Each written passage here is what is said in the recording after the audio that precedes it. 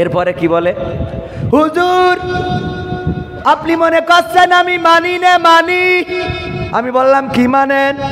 বলছে হুজুর গো মিলাদ করি কি আমি করি, যাই বাবার মাজারে, হয়তো একটু বিড়ি টানি পথের হাটের বাজারে। আছে না নাই? মিলাদ করি কি আমি করি, যাই বাবার মাজারে, হয়তো একটু বিড়ি টানি ফুলতলার বাজারে। ফজর নামাজ হয় না পড়া, থাকি তখন নিদে, আল্লাহর কসম হয় না কাজা, নামাজটা দুই ঈদে। আছে না নাই? দুইটা ঈদে ঢাকাতে আসে আর নামাজ আদায় করে।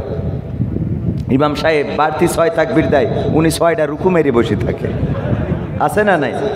মিলাদ করি কি আমি করি, যাই বাবার মাজারে, হয়তো একটু বিড়ি টানি ফুলতলার বাজারে।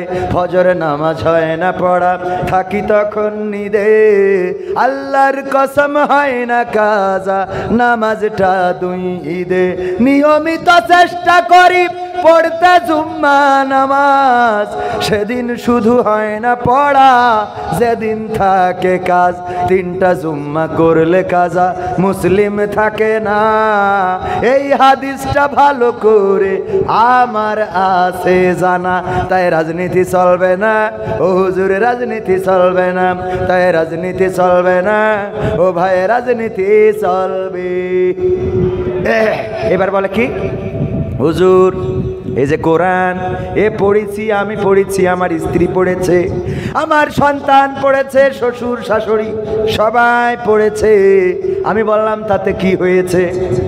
কয় কিন্তু কোরআনে জিহাদ মিহাদ কোথায় আছে দেখিনি কোনখানে, দরগা পীরের মাজার আমার অনেক বেশি টানে গো বাবা, অনেক বেশি টানে।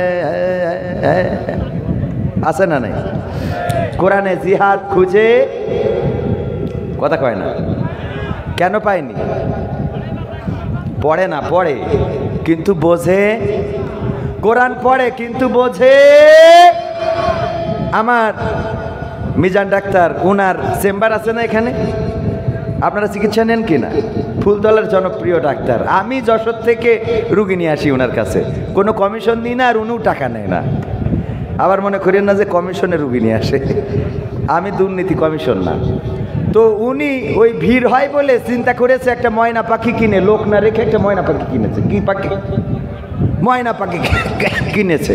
ময়না পাখি কিনে ওইটারে বুলি শিখাইছে যে লাইন দাও এক এক করে আসো, লাইন দাও এক এক করে আসো। ময়না পাখি ওইটাই বলে যে লাইন দাও এক এক করে আসো। লোকের যখন ভিড় হয়ে যায় তখন ওই ময়না পাখি সবাই বলে লাইন দাও এক এক করে আসো। তো সবাই বলে দেখো পাখি বলতেছে লাইন দাও, আর তোমরা মানুষ লাইন দাও না, এই নাও লাইন দাও সোজা করে। তবে সবাই সোজা করে লাইন দিয়ে এক এক করে ডাক্তারের চেম্বারে যায়, রুগী দেখে, ডাক্তার দেখে চিকিৎসা দেয়। কোনো এক কারণে এক রুগী মারা গেছে ডাক্তারের কাছে। তো ওই দিন সবাই খেপে গেছে, ফুলতলার এই রুগী মারা গেল কেন, ডাক্তারের মারতে হবে। তো লোকজনের জমা হয়ে গেছে, ময়না পাখি বলতেছে লাইন দাও এক এক করে এসো, লাইন দাও। আচ্ছা ওইভাবে যদি লাইন দিয়ে সিরিয়াল বাই সিরিয়াল উনার চেম্বারে মারার জন্য ঢোকে, তা কি আর জানাজা দাফন কাফনের দরকার আছে? কথা কয় না। তাই ময়না কি বুঝেছে যে আসলে ও কি বলছে? বুঝতে পারিছেন কিনা? আমাদের এই জাতীয় কোরআন থেকে বলে হুজুর রাজনীতি করবেন না, রাজনীতি করা যাবে না। এইগুলো যারা বলে ওরা আসলে জানেই না এর মধ্যে রাজনীতি আছে নাকি নাই। কথা কয় না। এই জন্যে ওদের শিখানো বলি, ওই যে শিখাই দিয়েছে হুজুররা রাজনীতি করে, মাহফিলে আসলেই বলতে হবে রাজনীতি করা যাবে না, ওরা ওই শিখানো বলি বলে। তাহলে কি বলছে? হুজুর জিহাদ মিহাদ কোথায় আছে দেখিনি কোনখানে, দরগা পীরের মাজার আমার অনেক বেশি টানে, সেথায় গেলে শর্টকাটে ভাই জান্নাত পাওয়া যায়, পরকালে তরাই নেবে চিন্তা তেমন নাই। পীর সাহেবের কাছে মুরিদ আমি আমার নেতা, বছর বছর নজরানা দি আমি আবার সেথা, হইলে ওরস কোনোভাবে মিস তো করি না, ওখান থেকে আল্লাহ রাসূল হয়েছে জানা।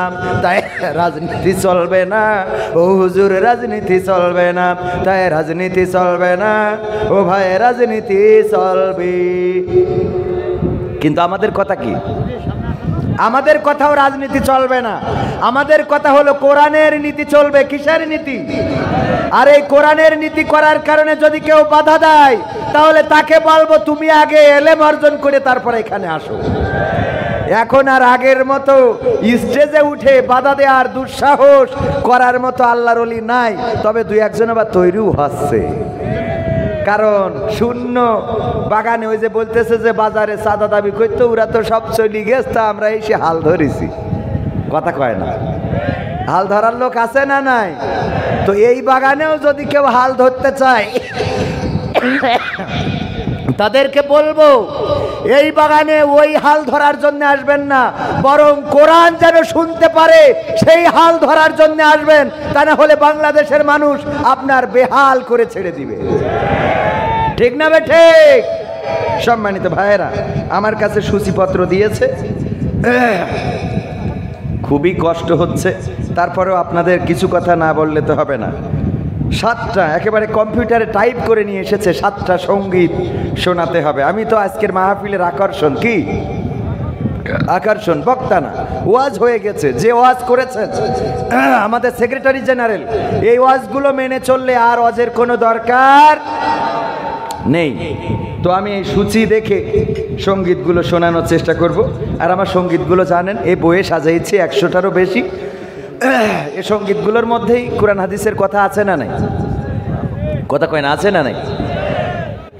ক্ষমতায় কেউ স্থায়ী হয় না, হোক না সে হাসিনা কিবারে না, সে আরটা চিরকাল থাকে না।